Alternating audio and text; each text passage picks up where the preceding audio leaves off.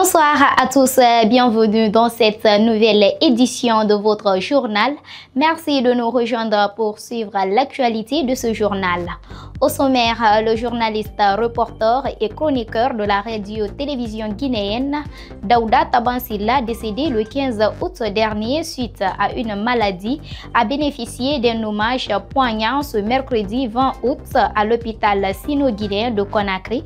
Restez avec nous, le point c'est dans cette édition d'information. Depuis quelques heures, Conakry et ses environs sont sous l'eau. Des pluies diluviennes arrosent sans cesse la ville, provoquant des inondations et des dégâts matériels importants. Le point c'est dans ce journal. L'humanité a célébré ce mardi 19 août la journée mondiale de la photographie, une occasion de rendre hommage à celles et ceux qui, derrière leur objectif, immortalisent les instants de vie. Le film c'est dans cette édition d'information. Une fois encore, bonsoir et bienvenue. Page noire, nous ouvrons cette édition par cette importante annonce de la présidence de la République.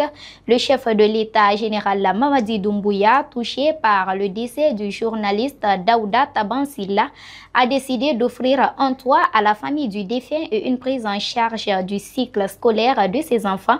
Feu Daouda Taban est également élevé au rang des chevaliers de l'Ordre national de mérite.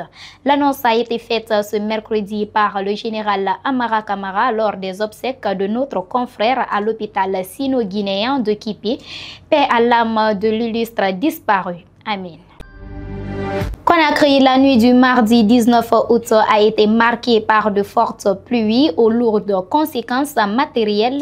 Au moins une personne est morte selon Anguche, l'organe en charge des catastrophes naturelles.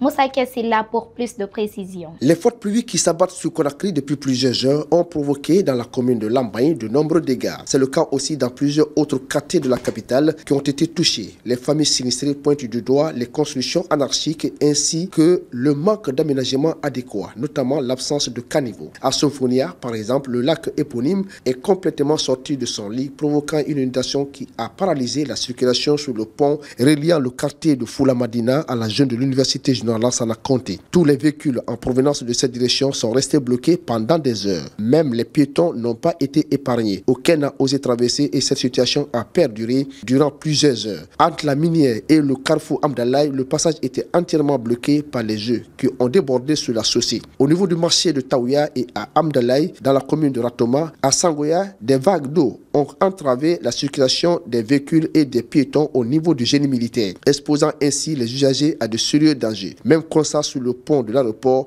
Ahmed Sékou Touré complètement submergé, tant pour les véhicules que pour les piétons. Selon Angus, l'organe en charge des catastrophes naturelles, les pluies diluviennes du 19 au 20 août 2025 ont occasionné un glissement de terrain sur des maisons d'habitation dans le secteur Simbaya Village, commune urbaine de Dubreka, vers 3 h du matin. Une fille du nom de Bintou Kaba, âgée de 11 ans, a trouvé la mort. Les ressources sont à court pour voir s'il n'y a pas d'autres victimes.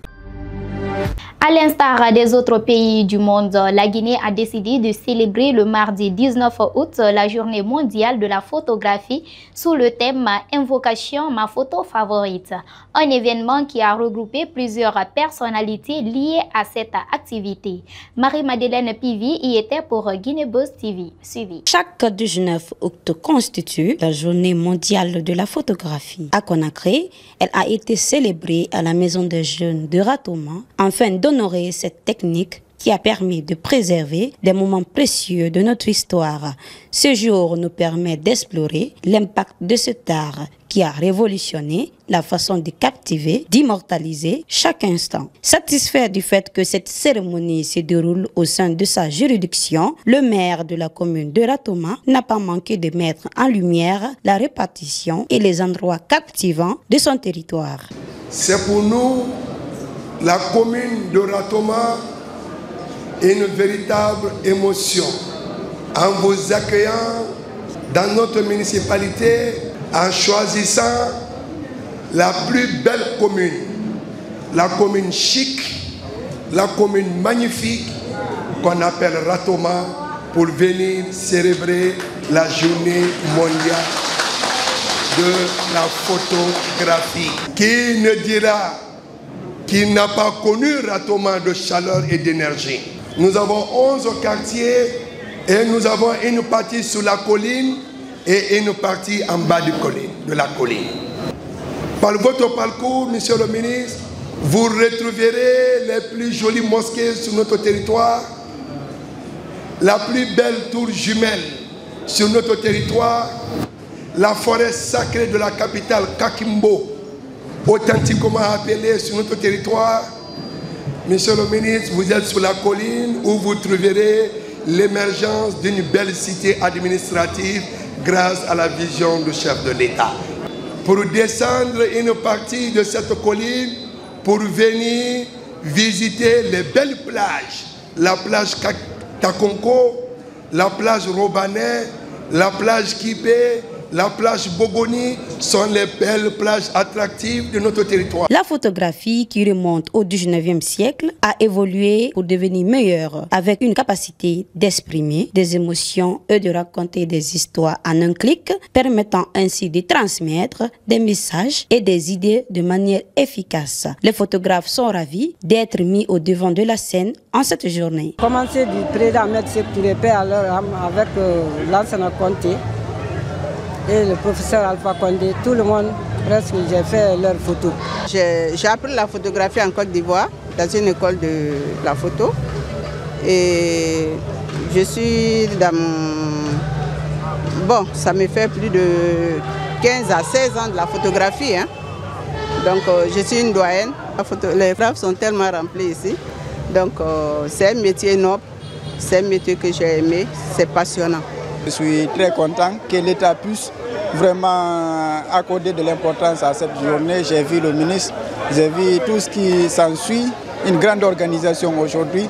C'est vraiment une satisfaction pour les professionnels du cinéma et de l'audiovisuel de pouvoir compter pour l'État. Selon le gouvernement, plusieurs projets verront le jour pour honorer ces personnes qui pratiquent cet art avant le 2 octobre 2025, fête d'indépendance de notre pays.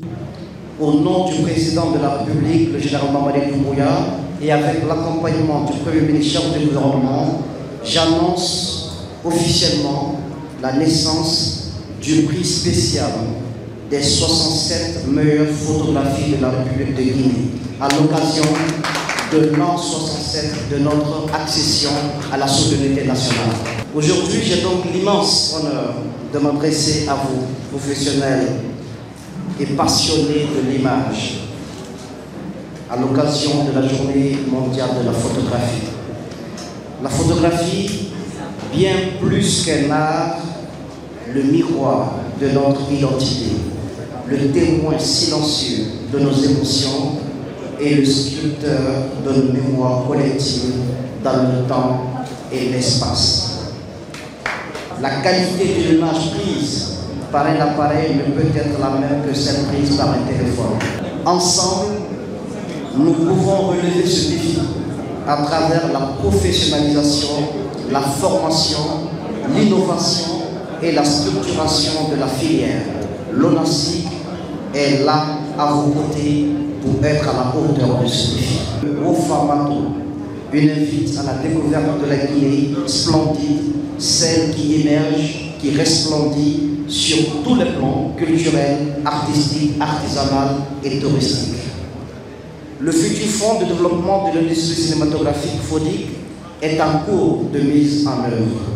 Cette journée qui est fêtée partout dans le monde, nous avons pris aussi l'audace de le célébrer en République de Guinée. Elle constitue la reconnaissance officielle de la place stratégique de la photographie dans le développement culturel, social et historique de notre nation.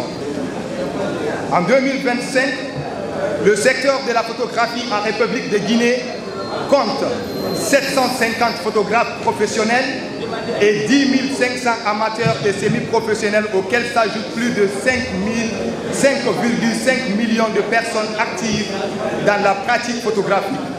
Depuis plusieurs années, l'Office national du cinéma, de la vidéo et de la photographie de Guinée, l'ONACIC, successeur de Sili Cinéma Photo, s'engage à protéger, valoriser et développer le patrimoine photographique guinéen. Cette journée de la photographie est une occasion de célébrer cet art à travers la photographie, d'explorer son histoire, son impact sur notre société, un art qui nous permet de captiver et de partager.